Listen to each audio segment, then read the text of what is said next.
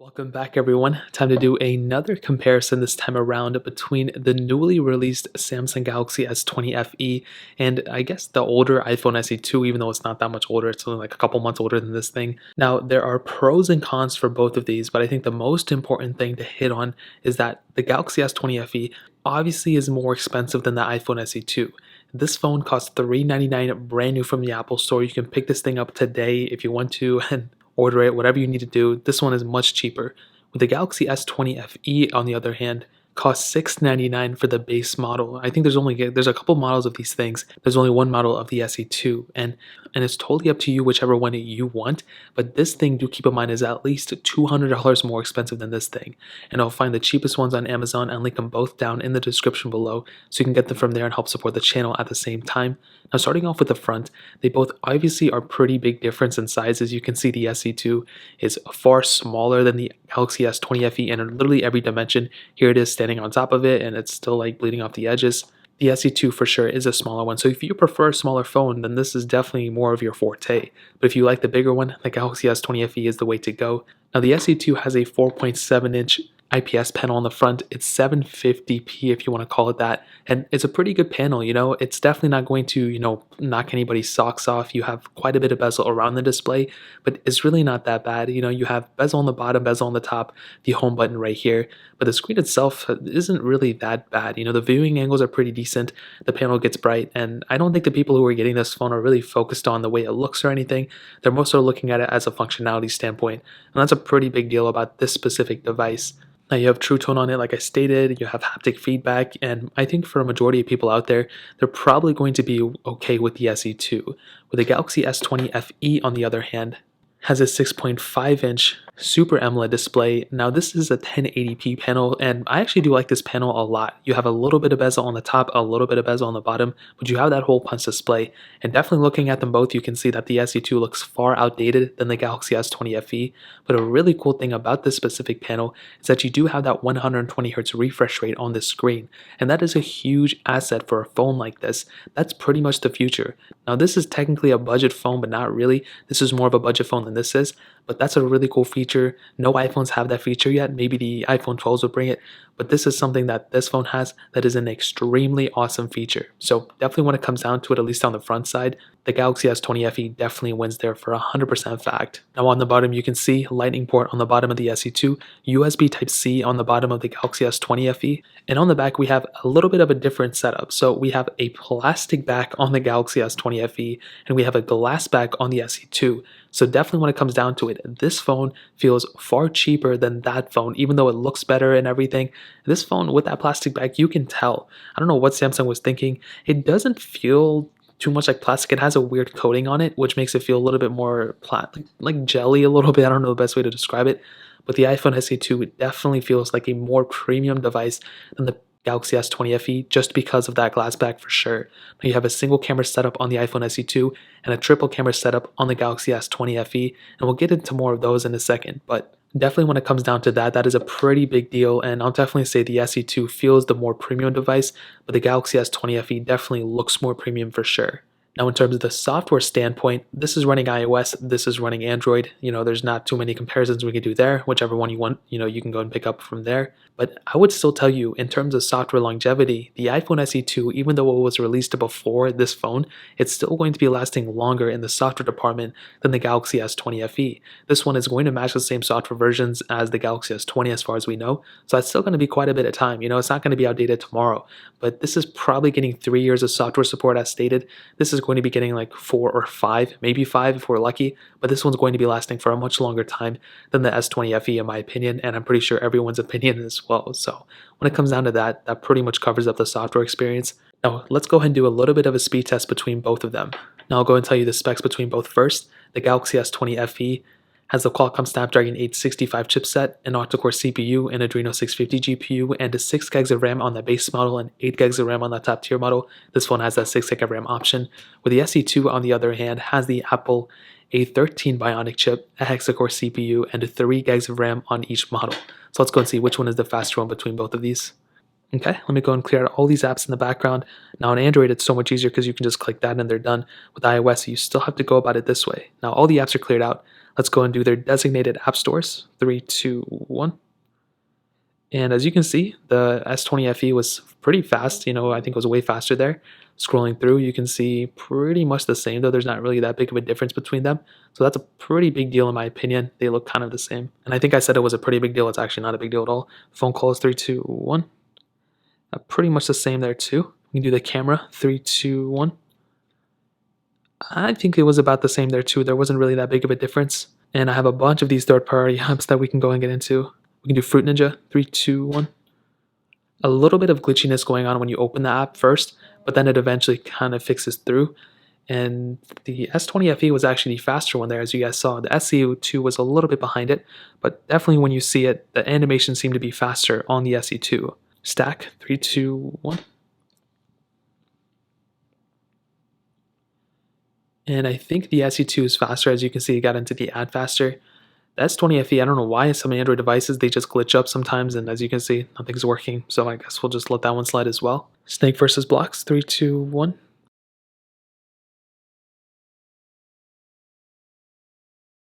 And there we go, getting into some gameplay. Let's see if there's a difference. And as stated, actually the SE2 seemed to be glitching up a little bit right there. But they both look kind of the same, they both kind of even out there. Snapchat, 3, 2, 1. SE2 far faster. SE2 is a little bit slower. Thank you, 3, 2, 1. FE was definitely faster there. SE2 was noticeably slower there, so that was a pretty big difference in my opinion. Scrolling through the speeds, I mean, you can kind of see they're probably going to be around the same as well. We can do Quizlet, 3, 2, 1. S20 FE was faster. I keep saying SE2. The SE2 was a little bit slower though. We can do Temple Run 2, 3, 2, 1.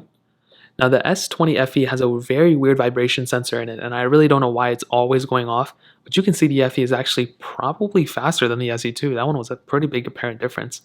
And eventually we do get into it on the SE2, but that one was actually pretty strange. I wasn't expecting that big of a difference. Now scrolling through and playing the game, I don't think there's going to be any difference here, but there could be, and yeah, I'm watching for glitches. There's not really any. Instagram, 3, 2, 1. Okay, S20 FE faster. We can do Snapchat. We already did that. We ended off with Real Racing 3, 3, 2, 1. Hopefully we don't have to download it on either of these devices, but again, you just saw the glitchiness going on with the S20 FE when you first open it. But I still think it's the faster one though, which, depending on you, you may prefer smoothness, you may prefer speed. I think you're getting the speed aspect on the S20 FE, but you're getting the smoothness factor on the SE2. Now, it would really suck if this phone just randomly showed that it still had to download it, because then that would pretty much mean this specific comparison would be off. As you can see, that was a pretty big difference. I thought, just because this one is so much faster, I thought this one still had to be downloaded, and that wasn't the case. So definitely when it comes down to the speed aspect, the S20 FE is the faster one, I think, in my opinion, as you guys saw. If you guys think something else, you can let me know in the comment section, but I think the SE2 is smoother, but I think the S20 FE is the faster one. So in terms of performance, that pretty much covers it up. Now let's go and hit on the cameras super quickly. Now on the back, like I stated, triple camera setup here, single camera setup here. On the S20 FE, we have a 12 megapixel wide, 8 megapixel telephoto, and then a 12 megapixel ultra wide sensor. On the SE2, we have a single 12 megapixel sensor. Now when it comes down to the softwares of both devices, you can see they look kind of the same, but iOS has always had pretty bland software, like there's not that many features. Whereas on the Galaxy S20 FE, we have all these crazy features built in right here. Look at how many settings. And even with iOS 14, we did get more settings kind of on the iPhone SE2, but on One UI 2.5, and I'm hoping with One UI 3, there are also a ton of additions in the camera setup. So not only do you get that extra sensors on the S20 FE, but you're getting way more features built in too, which is another big thing. But as you can see side by side, their cameras are kind of the same. They can take photos and videos as expected, but you're getting way more settings from a phone like the S20 FE, in my opinion, than on the SE2. Now, the SE2 had a pretty good camera setup. I really never had anything wrong with it. It looked pretty good. I think I did like 3 or 4 camera comparisons between this phone and some other phones, and I saw that for the most part, it got the job done. It doesn't have the ultra-wide sensor, doesn't have a telephoto lens, but I still think for the most part, it's a good enough sensor for a lot of people. As long as you're not doing 4K at 120 frames per second, or you're doing 8K videos, you don't really need the, something crazier. You can probably do everything you need to from the SE2. You also have a 7 megapixel front facing camera as well, which really isn't that bad. But definitely when it comes down to it, the S20 FE I think is the far superior one. You're getting that triple camera setup. You're getting a 32 megapixel front-facing camera, which you can do 4K at 60 on. With the SE2 only tops out at 1080p at 30 on that front camera, but you're getting that extra sensors. I think that's the best thing about it.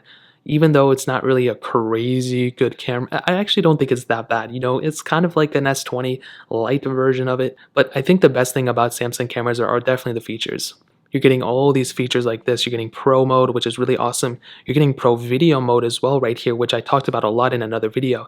And that is definitely something that I really do like about these devices. So definitely when it comes down to it, the S20 FE I think has the better camera, but the SE2 isn't too far behind in terms of a quality standpoint. You're just getting way more features from the S20 FE. Now ending it off with the battery life, we have a 1821 mAh battery on the SE2 and a 4500 mAh battery on the Galaxy S20 FE. And again, you're getting better battery life from the S20 FE at the end of the day. I think the SE2's battery life is good. Actually, this is probably one of its biggest, downfalls in my opinion.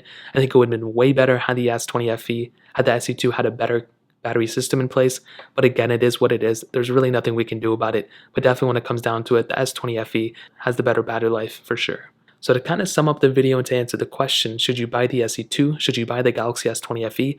Well, let me break down some pros and cons for the SE2. First of all, it's a great phone for the price, but it doesn't really excel in anything besides performance. The build quality is great, but it doesn't look like a newer device like the S20 FE. The screen is good enough for the most part. The camera system is great, but it's not, better than the S20 FE in my opinion. I think the biggest selling point of this is Apple's ecosystem and in getting a brand new phone, getting a brand new iPhone for that matter, at a super low price tag at $399 compared to a lot of other phones in the market. And I think that's not a bad thing. I think if for the people who are getting the SE2, it's not a bad option. I love this phone. I still use it. I still have it here. I make some videos on the second channel about it sometimes, but I think for a majority of people, the SE2 is perfectly fine. But when you're trying to get the most amount of bells and whistles from a phone, I think the S20 FE is a tremendous way to go. The only downside is that it is $200 more expensive than this phone, and it's actually $300 more expensive. I was looking at the $599 price tag on Amazon, but I actually bought this for $699, so it's like $300 at least, and that's for the base model. But you're getting, a better looking device. You're getting that 120 Hz refresh rate. You're getting reverse wireless charging, a triple camera setup, which I think is really nice. And there's really not that much to hate on this device. It is a more expensive phone, but you're also getting way more features than an SE2.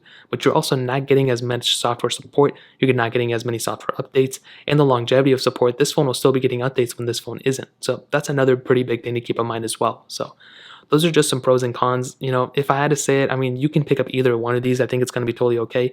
But I'd love to know which one you pick up. Again, the links will be down in the description below so you can pick it up from there. But that's really pretty much it. If you guys have any other questions or anything, let me know in the comment section below.